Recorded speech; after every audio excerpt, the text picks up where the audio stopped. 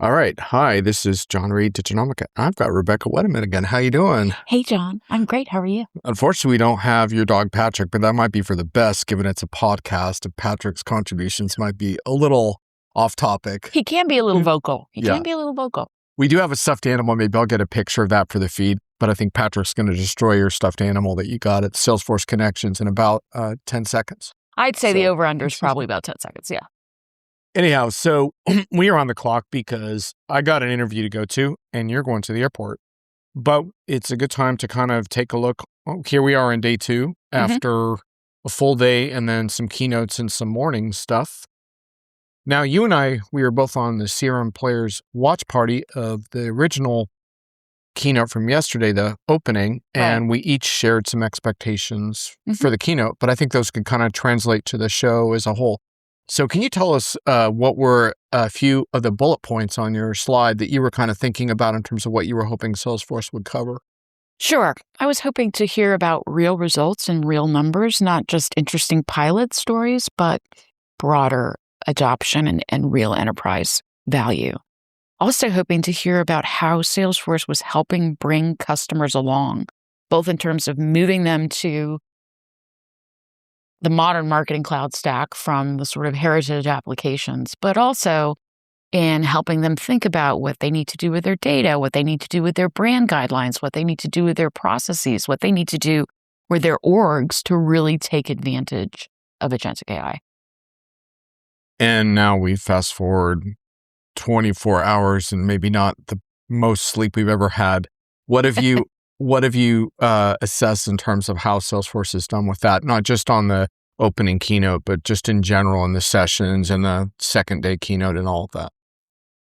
Sure. I think they did a good job of talking about the value that customers are getting and putting some practical kind of numbers and examples behind it. I think there's more work to be done in helping customers understand how they get from where they are today to what their aspirations are for agentic AI. And I think Salesforce has to recognize, too, that it is critically important right now that they are clear with customers about what is the art of the possible, what is the future and the roadmap for these marquee customers, and frankly, all customers, versus what they're actually doing today. Because if a customer looks around the room and feels like everybody else has done it and it's been easy for them, they're likely to get frustrated, they're likely to get challenged, and they're likely to have more challenges kind of delivering on that value proposition with Agentforce. Yeah, I had a few bullets as well, and I may get into those at some point in the conversation. But in my piece that I wrote last night, which was mostly on a really good session I attended on GEO, which is sort of the evolution of how brands get discovered online, generative engine optimization or whatever. You can check it out on Genomica. But in the beginning of that piece, I talked about there's 2 things I've really been looking for this spring at shows, and I just haven't really had an experience of a vendor really nailing both of these. One was present an energizing vision for customers to rally around, not a token maxing workplace dystopia.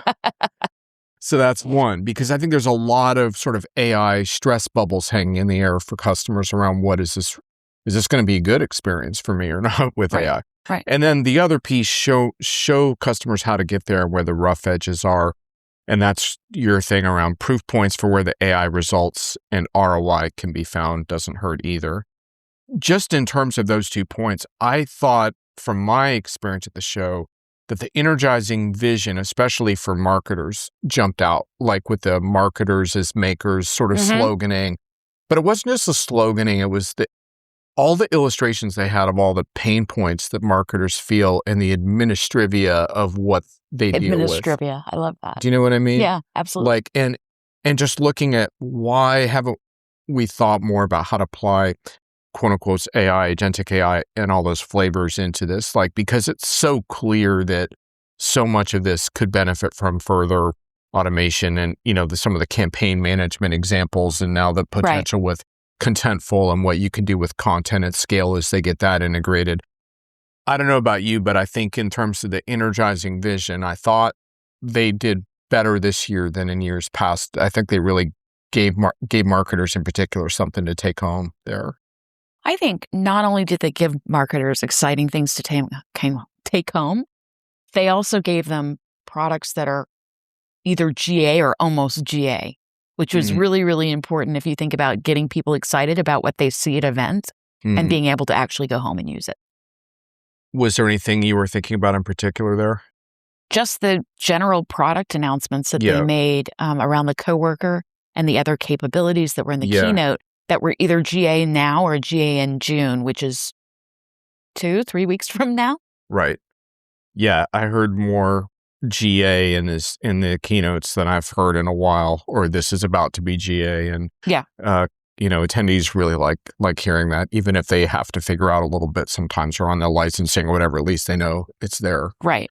And there was also a lot of talk too about you can just turn it on today. It's already in your product. This isn't an additional SKU. This isn't more money that you have to spend, which I think for folks worried about this sort of AI spending uncertainty, that was very helpful to hear.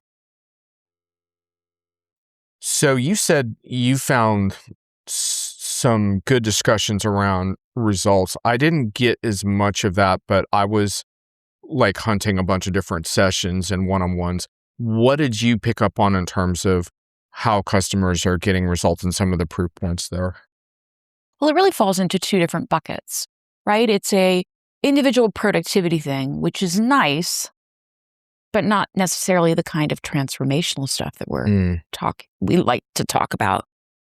And then there's here are the things that I'm able to do today that I just never could have afforded to do at scale without AI.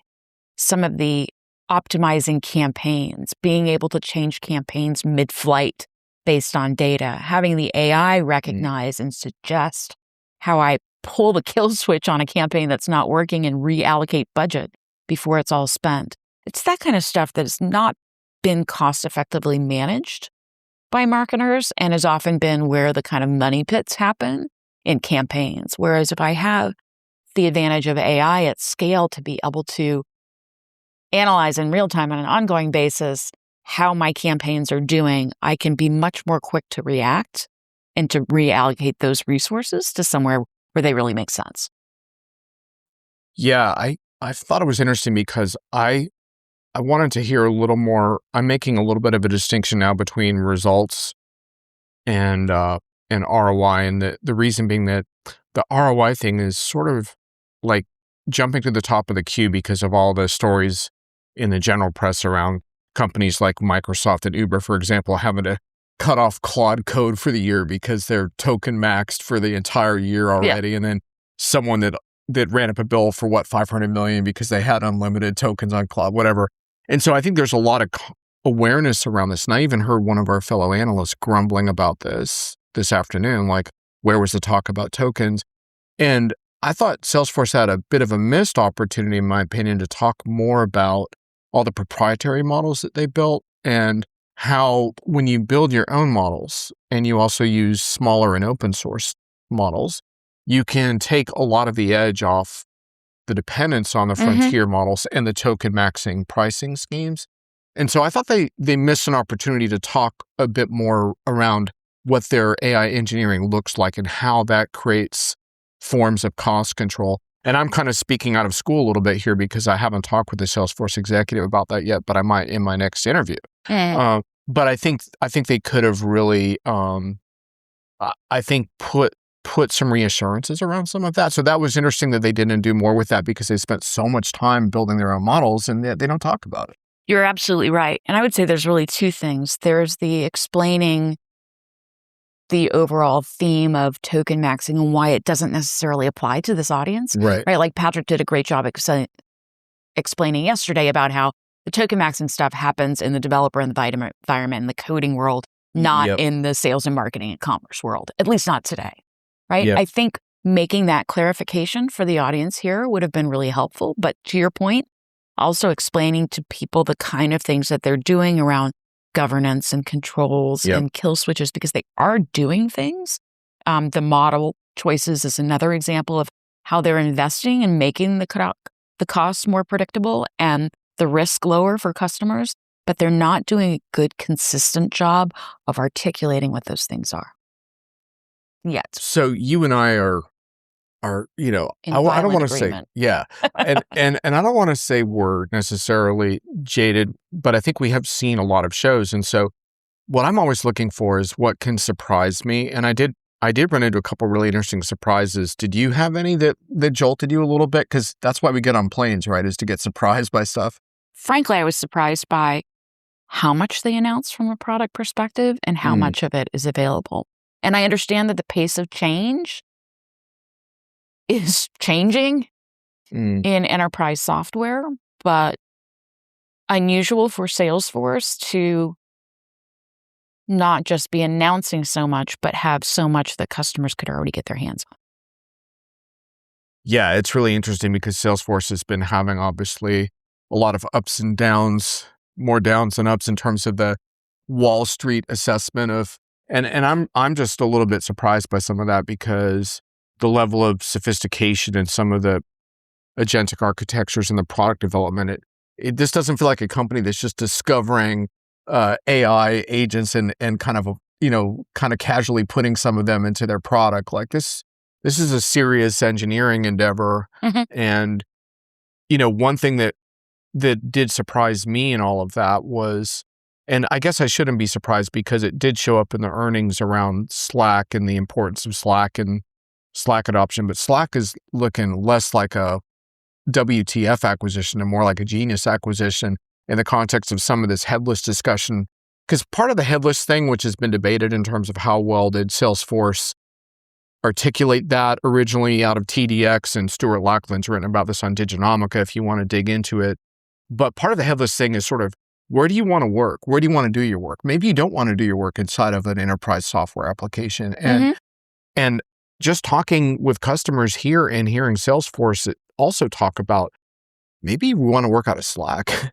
I talked with a customer this afternoon that's like, yeah, we do a lot of our team members are doing the bulk of their interactions and calling up data and all of this is through this Slack-enabled agentic environment. I'm like, yeah, I didn't expect the extent to which that was really going to feel, I guess, intuitive, right? Not like, hey, what about Slack? Do you care about Slack? But more like customers saying, we love this, we're using it. Like the organic part of it, Yeah, and why in a lot of cases Slack is going to make more sense for certain AI projects than Agentforce.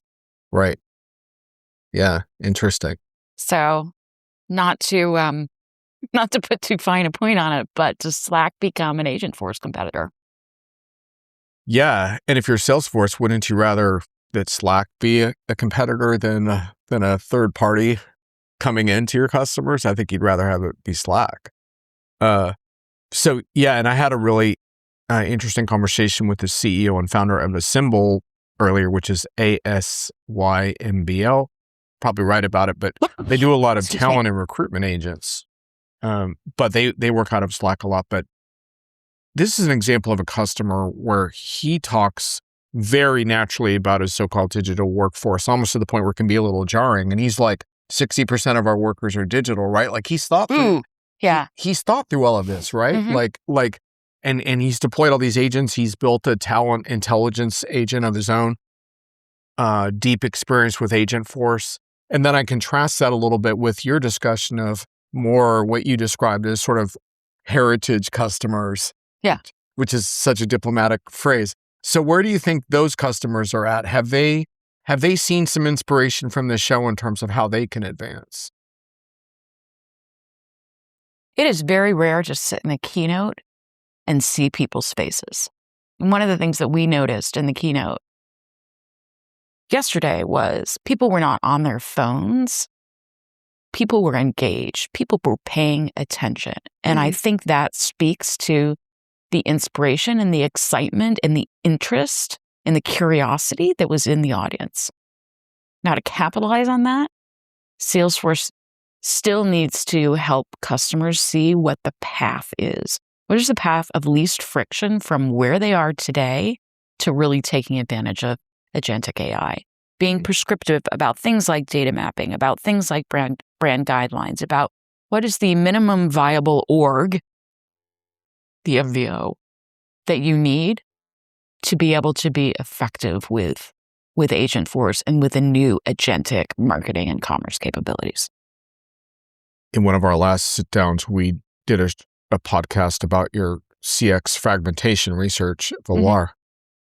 And, a big part of that research, the conclusions lined up with some Diginomica's research in other areas, which is that data silos and data fragmentation are a real impediment to getting the kinds of results out of AI, or I would argue even basic analytics that organizations need. How does that research sort of stack up with what you're hearing at this show and where customers are at?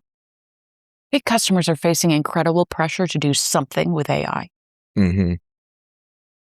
And even though they recognize that their data may not be in place or their processes may not be integrated and streamlined, they are still going to try to do things with AI. So I think the best thing that Salesforce and frankly other vendors can do today is be very prescriptive about, here are the things that you can do, here are the limitations and risks associated with these approach.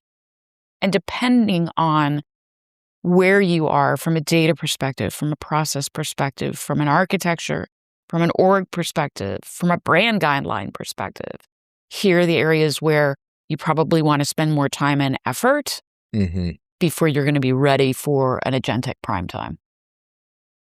Yeah, like how do you get those parallel tracks going of getting started with something, but not losing track of what your research has uncovered, which is at some point you're just throwing lighter fluid onto problems with AI. Right. Interesting.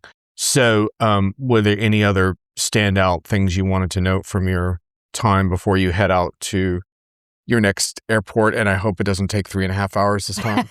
Me too, Jon. Me too.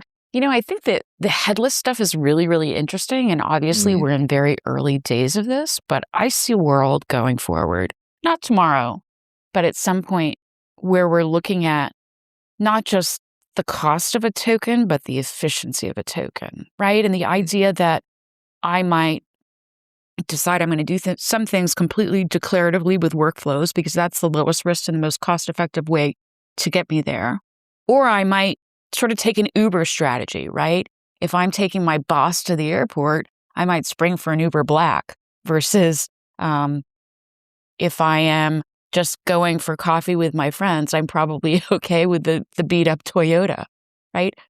Companies are going to start to look at how do we use kind of Uber pricing models to decide when do I spend for a more expensive token that maybe gets me a higher quality of result or a higher predictability of a result, right? Versus when do I spend less for something that may not give me as perfect as an outcome as I might get from the Uber Black LLM.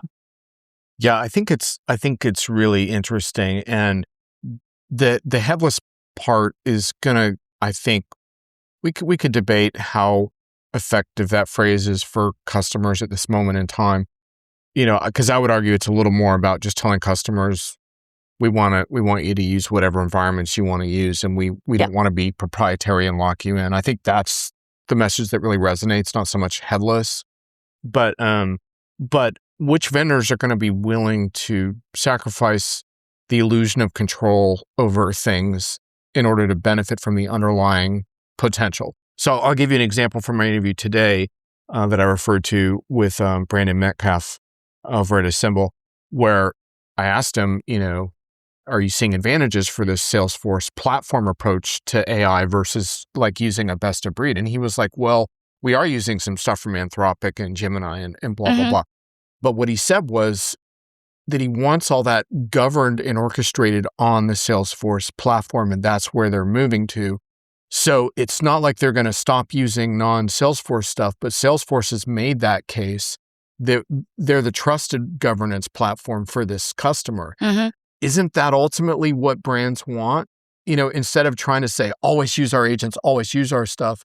It's like, well, no, maybe you won't. Maybe you'll locate our stuff from within Anthropic, or maybe you'll do some stuff independent of us, but you still want us managing it. In my mind, that's the ultimate goal, but you have to be smart about it, because if you try to exert too much control, I think you're going to lose that. Sounds like the early days of cloud to me. Yeah, it does. Wow. Oh gosh. Woo! Full circle. Are we back again? Yeah. We covered almost everything I wanted to.